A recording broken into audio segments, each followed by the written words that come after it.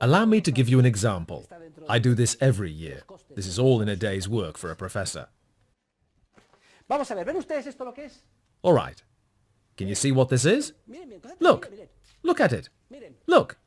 How about that? What do you think? Why are you laughing? This is a piece of garbage. Seriously. This is a piece of paper.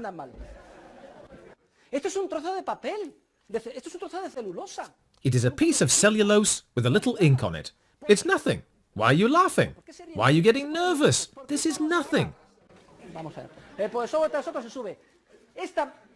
Why all these comments? Why all this laughter? Why all this nudging? Why the nervousness? Why do people post on YouTube, Professor Huerta de Soto rips up a €10 bill? This is the perfect illustration for today's class.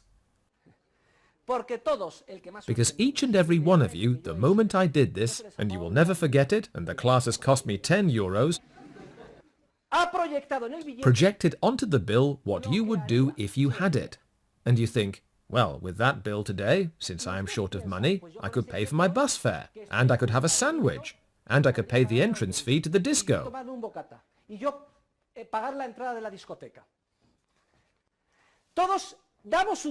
We all assign utility to the bill as a means to achieve numerous ends. Yours, and mine. And what is the end I have valued today? What end has led me to use this means, which has utility for me?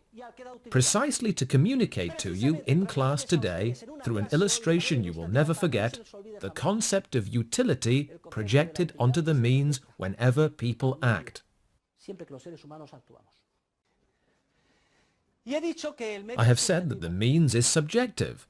I say to a friend, well, even though I'm a little shy, I'm going to ask Monica to the disco. But my friend says, oh, for crying out loud, nobody does that anymore. Nobody does that. You're out of touch. It's unbelievable. I pay no attention to him.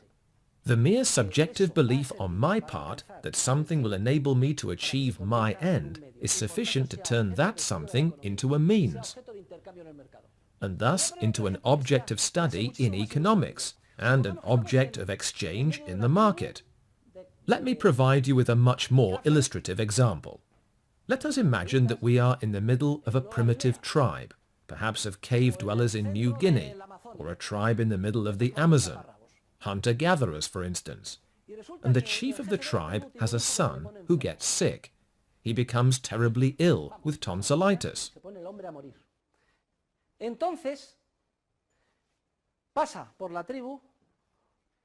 At that time, an NGO doctor visits the tribe.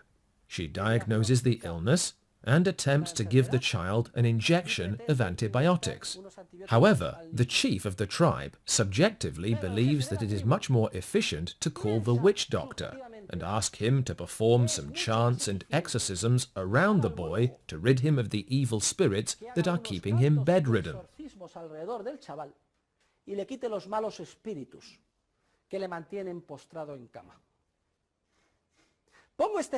I offer this example because it might appear to us from the outside that the appropriate, correct means, indeed the only means, is to trust modern medicine and the injection of antibiotics.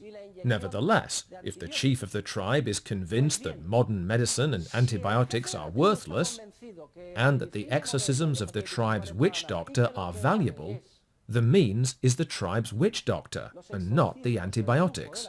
For we have defined the means as anything the subject, who acts, subjectively believes, regardless of whether the method seems ridiculous or dreadful to us, will permit the achievement of an end. At that moment, the chosen method becomes a means. Another example.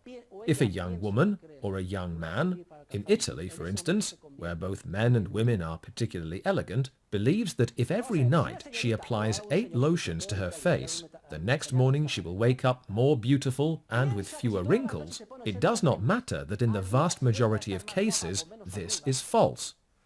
Her belief is sufficient to turn the lotions into means, with their corresponding utility. Her belief also makes these lotions extremely valuable economic goods, which give rise to huge investments, pharmaceutical companies, advertising campaigns, TV commercials. Am I right or not?